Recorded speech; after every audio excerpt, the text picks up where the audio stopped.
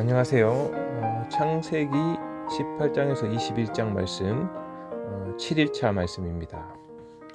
먼저 첫 번째 포인트입니다. 아브라함 개인과 그의 가정을 선택하신 이유는 의와 공도의 나라를 세우시기 위함이었습니다. 하나님께서 아브라함을 선택하신 이유는 아브라함을 통해 의와 공도의 나라를 세우고자 하심이었는데, 그리고 하나님의 계획인 이 의와 공도의 나라를 위해서 이삭은 태어난 지 8일째 되는 날 할례를 통해 믿음을 학습받기 시작합니다. 이삭은 아버지 아브라함의 충분한 사랑을 받으며 자랐고, 이삭은 아버지께로부터 하나님께 올려드리는 제사를 번제를 잘 배웠습니다. 그렇게 이삭은 청소년이 되기까지 하나님의 계획에 따라 모리아산 번제 시험을 치를 수 있는 사람으로 준비되고 있었습니다. 신실하신 하나님께서는 하나님의 때에 하나님의 사람을 통해서 하나님의 일을 하실 계획을 가지시고 그들을 준비시켰습니다.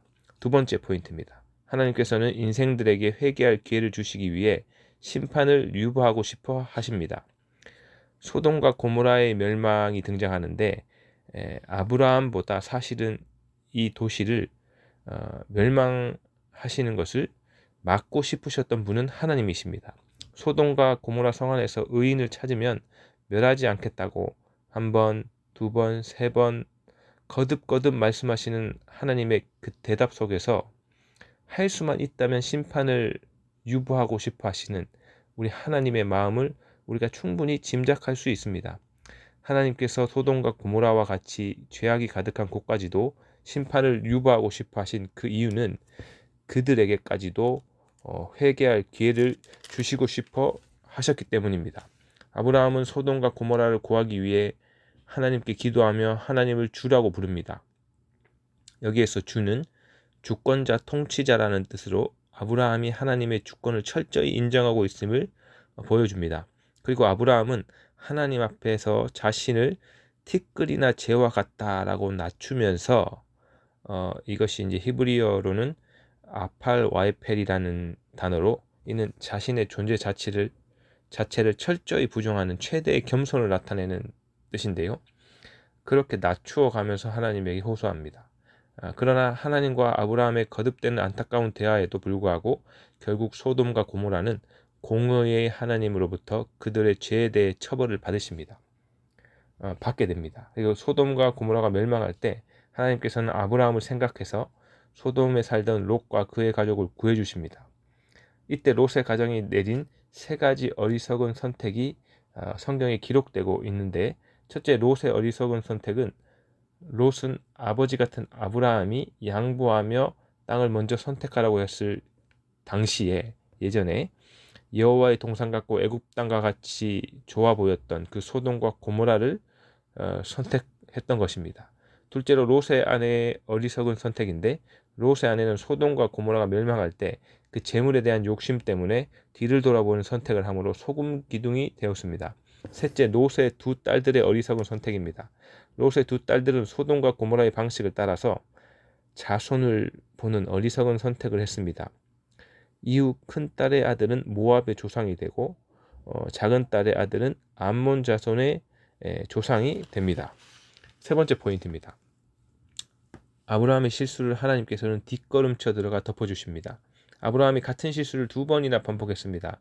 아브라함이 가나안에 정착해 사는 동안 흉년이 들자 한 번은 애굽으로 또 한 번은 블레셋으로 잠시 살기 위해 내려간 적이 있었습니다. 그때마다 아브라함의 가장 큰 걱정은 아름다운 아내 사라였습니다. 그래서 아브라함이 자기 아내를 루이라고 말했던 것인데, 아브라함은 애굽 왕 바로에게도 한 번 그랬고 블레셋 왕 그랄 왕 그 아비멜렉에게도 자기 아내 사례를 나의 누이라고 말하고 말았습니다. 그런데 두려움으로 말미암아, 이곳에서는 하나님을 두려움이 없으니 내 아내로 말미암아 사람들이 나를 죽일까 생각하였음이요라고 기록되어 있는데, 두려움으로 말미암아 그 실수를 하고 마는데, 그런데 사라를 누이라고 속인 것은 더 큰 문제를 일으켰습니다. 그 문제가 너무 커지자 하나님께서 어쩔 수 없이 직접 개입하셔서 그 아브라함의 실수를 뒷걸음쳐 들어가서 덮어주시는 놀라운 은혜가 기록되어 있겠습니다. 네 번째 포인트입니다. 하나님과 아브라함 가정의 웃음, 그가 바로 이삭입니다. 아브라함과 사라의 길고 긴 기다림 끝에 드디어 가정이 이삭이라는 열매를 얻게 되었습니다. 사라는 처음에 아들이 있을 것이다 라는 천사의 말을 듣고 속으로 웃었습니다. 그런데 1년 후 정말 사라는 품에 아들을 안고는 진정한 웃음을 짓습니다. 그래서 이삭의 이름이 웃음이라는 뜻의 이삭입니다. 하나님께서는 특별히 이삭의 이름과 예수님의 이름을 친히 지어주셨는데, 그리고 이삭과 예수님을 정하신 때에 초자연적인 방법으로 이 땅에 태어나게 하셨습니다. 이는 이삭과 예수님을 향한 하나님의 특별한 뜻과 계획이 있으셨기 때문인데, 그것은 바로 모리아산 번제, 그러니까 십자가 갈보리산 번제의 밑그림인 모리아산 번제의 주인공이 이삭이었고, 갈보리산 번제의 주인공이 예수님이셨는데, 그 놀라운 두 번제의 하나님의 미래 계획 때문이었습니다. 다섯 번째 포인트입니다. 하갈에게도 광야샘을 보게 하십니다. 아브라함 가정에 이삭이 태어난 일은 정말 기쁘고 감사한 일이었습니다. 태어나기 전에 하갈을 통해 태어난 이스마엘이 문제였는데, 때문에 하나님께서 이삭의 생명을 귀히 여기시고 이스마엘의 생명은 경히 여기시는지 의문을 가질 수도 있습니다. 우리가. 그러나 결코 그렇지 않습니다. 하나님께서는 모든 생명을 하나같이 다 소중히 여기십니다. 다만 모든 민족을 향한 특별한 복의 통로로서의 사명이 바로 이삭에게 있었을 뿐입니다.